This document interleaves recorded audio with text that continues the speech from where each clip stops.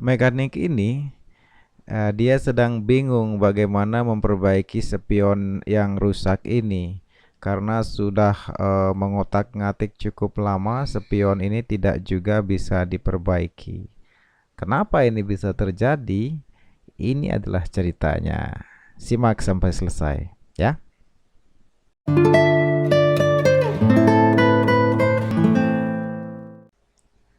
Ini adalah detik-detik saat sebelum kecelakaan terjadi pada tanggal 31 bulan 5 tahun 2023. Ini adalah saat saya akan berhenti di kiri jalan karena akan mampir sebentar ke minimarket ya untuk berbelanja. Jadi karena berbelanjanya sebentar, berhenti sebentar di pinggir jalan. Nah, ini adalah detik-detiknya di mana kendaraan saya akan berhenti. Dan berhentilah kami di sini di depan Indomaret ya. Nyebut merek nih ya. Kami berhenti di sini dan ya mencari posisi yang pas agar aman, memang tidak masuk ke parkiran ya. Nah, berhenti di sini dan tiba-tiba eh, mobil saya bergetar dan ada sesuatu yang terpental ke depan mobil. Ini belum ini ya.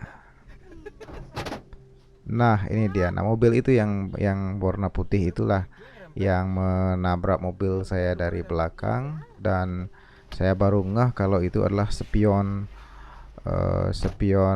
mobil saya terpental ke depan dan saya langsung keluar.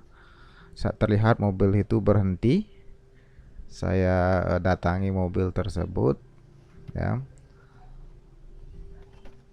Saya panggil dia. Nah, ini ibu ini bingung dia ada apa gitu. Nah, setelah ngobrol beberapa saat di sana dengan dia di depan mobilnya dengan berbagai macam alasannya, akhirnya dia bersedia untuk melihat kondisi mobil saya. Saya menjelaskan gimana kondisi mobil saya dan kami beradu argumen di sini. Dia mencari alasan bahwa dia mobilnya mobil sewa dan dia adalah sopir pariwisata dan dia menyalahkan saya kenapa saya tidak parkir masuk ke dalam parkir Indomaret dan kenapa uh, tidak ada aba-aba juga tidak ada rating seperti itu ya. Setelah berargumen akhirnya mau tidak mau dia memberikan statement bahwa dia akan bertanggung jawab uh, mengenai perbaikan kerusakan mobil saya gitu. Singkat cerita saya dapat KTP. Jadi karena saya berpikir bahwa kami adalah sesama orang Bali dan saya percaya dengan kebaikan-kebaikan orang Bali seperti itu, saya tidak berinisiatif meminta KTP atau menahan KTP atau surat-surat mobil, seperti itu tidak berinisiatif dan menurut saya itu juga dilarang sih ya.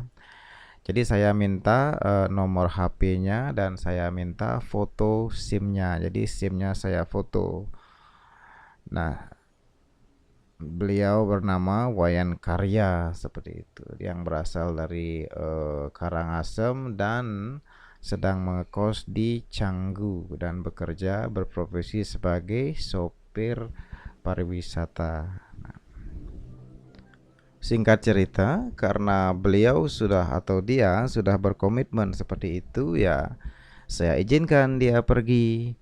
Nah, setelah berjanji bahwa setelah saya mendapatkan bengkel dan mendapatkan estimasi biaya yang dikeluarkan untuk perbaikan kerusakan mobil termasuk cat mobil yang lecet dan spion yang rusak, saya akan menghubungi dia seperti itu ya.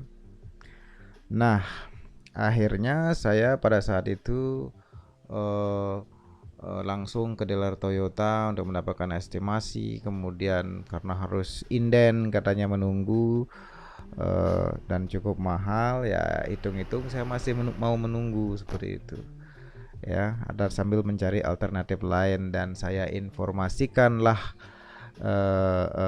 keesokan harinya saya informasikanlah kepada dia berapa estimasi perbaikannya, atau mungkin jika dia mempunyai alternatif bengkel yang bisa memperbaiki khususnya kerusakan bodi yang cat yang lecet seperti itu, maka saya maksudnya saya menanya solusi dari dianya seperti itu, dan saya sampaikan estimasi biaya yang dikeluarkan untuk perbaikan-perbaikan tersebut. Dengan berbagai macam alasan, akhirnya beliaunya masih beradu argumen, mengajukan argumennya, walaupun pada akhirnya memohon waktu untuk waktu 1 minggu untuk memberikan dana untuk perbaikannya seperti itu. Selanjutnya setelah 1 minggu saya coba hubungi kembali, tidak ada respon juga. Kemudian selang kurang lebih keesokan harinya saya direspon meminta waktu 1 bulan seperti itu. Sampai pada akhirnya sampai saat ini benar-benar tidak ada komitmen dari yang bersangkutan untuk beritikat baik bertanggung jawab terhadap kecelakaan yang terjadi.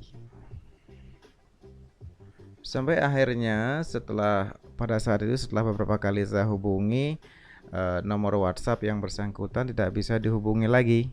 Jadi bisa dibilang tidak ada niat baik sedikit pun untuk bertanggung jawab. Saat itu saya merasa bukan hanya dirugikan secara materi, tapi juga secara batin. Rasanya itu seperti dikhianati oleh kepercayaan sendiri gitu. Bahkan saya sempat berusaha mencari yang bersangkutan, mencari dia ya. Dalam artian saya tidak pergi kemana-mana mencari, tapi saya menggali informasi dari grup-grup sopir pariwisata, menanyakan kepada teman-teman sopir yang kebetulan ketemu, siapa tahu kan ada yang kenal. Tapi ya hasilnya nihil. Ya dunia pariwisata itu kan luas ya. Jadi dalam hati ya saya mulai bisa menerima lah, mulai belajar menerima. Saya berpikir mungkin ini karma masa lalu saya ya. Mungkin saya pernah melakukan hal yang serupa, saya tidak tahu dan tidak ingat juga ya. Tapi saya mencoba memaknainya sebagai ya pelajaran hidup. Nah, agar tidak menunggu lama dan mobil bisa dipakai kembali, saya mencari solusi murah-murah dengan menggali informasi sana sini. Saya putuskan untuk membeli spare part mobilnya secara copotan secara online, dan untung saja ada yang harganya pas di kantong.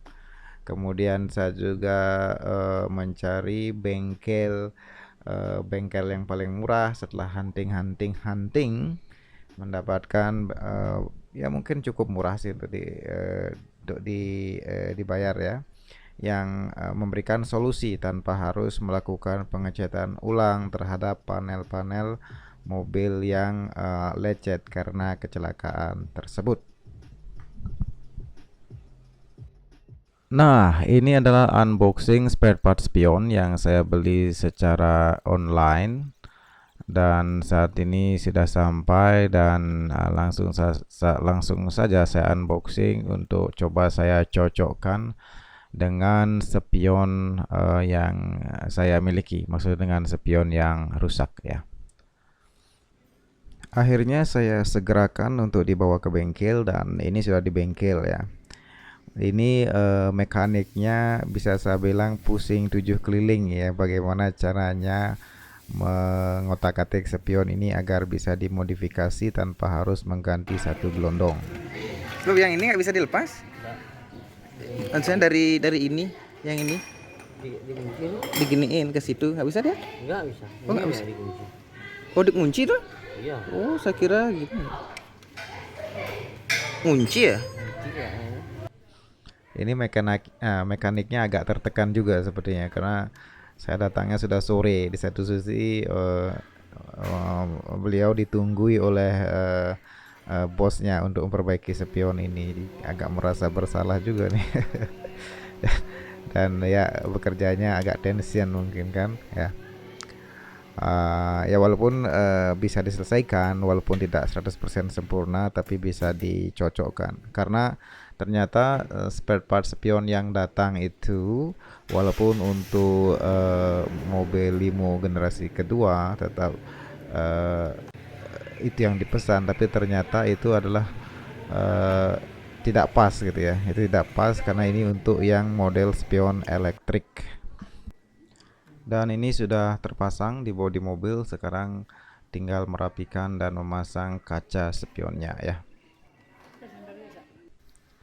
Nah, ini adalah selanjutnya di hari yang berbeda di mana spion sudah selesai diperbaiki. Ini adalah perbaikan cat yang lecet ya. Kebetulan saya ke bengkel langganan dan kebetulan juga di tempat bengkel ini ada rekannya yang memang kebetulan bidangnya di bidang pengecatan bodi mobil sedang ada di sana karena sedang mengerjakan proyek di sana, bersedia untuk apa namanya merapikan cat ini apa bodi mobil yang lecet ini. Setelah dianalisa menurut mekaniknya ini bahwa ini tidak perlu dicat ulang ya, cukup dipoles saja masih bisa diperbaiki walaupun tidak sempurna ya, paling tidak menyamarkan baret-baret karena hasil dari kecelakaan. Dan ini adalah bagaimana prosesnya beliau merapikan cat mobil ini supaya baret-baret bekas kecelakaan itu samar ya. Dikerjakan langsung pada saat itu juga sore hari sekitar jam setengah 7 petang ya. Kurang lebih itu dikerjakan 1 sampai 1,5 jam jika tidak salah. Dan ya akhirnya bisa rapi kembali walaupun tidak sempurna seperti semula. Jadi masih bisa ditekan juga ongkosnya dan ya tidak terlalu mahal, tidak sampai seperti estimasi yang diberikan oleh bengkel-bengkel sebelumnya ya. Setelah hunting beberapa kali, apalagi estimasi biaya seperti yang disampaikan oleh dealer Toyota ya, jauh sekali perbedaannya. Artinya pas di kantong dan ya paling tidak kerugiannya tidak rugi-rugi amat karena yang bertanggung jawab berjanji akan menanggung biayanya tidak memiliki itikat baik memberikan solusi atas permasalahan yang terjadi. Sekiranya yang bersangkutan beliau yang karya menonton, terima kasih atas itikat baiknya ya. Jadi pelajaran yang bisa saya terima dari kejadian ini adalah hati-hati percaya terhadap orang lain ya. Bahwa tidak semua orang yang kita percayai akan menepati janji. Baik buruknya seseorang tidak bisa kita nilai hanya karena dia satu daerah, satu budaya, atau satu agama dengan kita. Dan yang paling penting bahwa rasa tanggung jawab itu tidak ditentukan oleh latar belakang, tapi oleh hati dan niat seseorang. Saya sempat berpikir untuk mengirimkan spion rusak itu ke alamat orang yang menabrak saya dulu sebagai bentuk sindiran atau mungkin sekedar pesan bahwa saya belum melupakan. Tapi pada akhirnya saya sadar mungkin yang terbaik adalah melepaskan. Karena selama saya masih menyimpan marah dan kecewa, saya masih terikat dengan kejadian itu.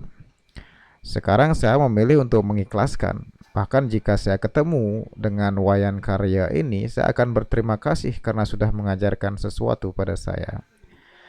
Saya percaya setiap tindakan pasti ada karmanya. Saya hanya berharap semoga orang itu atau beliau Wayan Karya suatu saat menyadari kesalahannya dan belajar bertanggung jawab walaupun tidak bertanggung jawab terhadap kecelakaan yang bersangkutan dengan saya.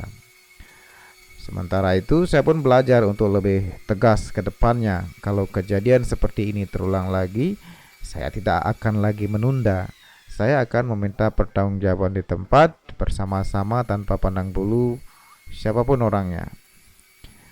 Bagi saya, pengalaman ini bukan sekedar cerita tentang mobil yang ditabrak, ya.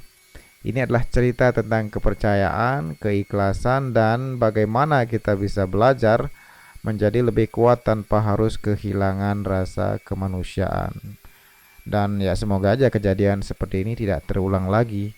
Dan semoga setiap kejadian baik atau buruk bisa menjadi guru dan menjadi guru dalam perjalanan hidup kita. Terima kasih.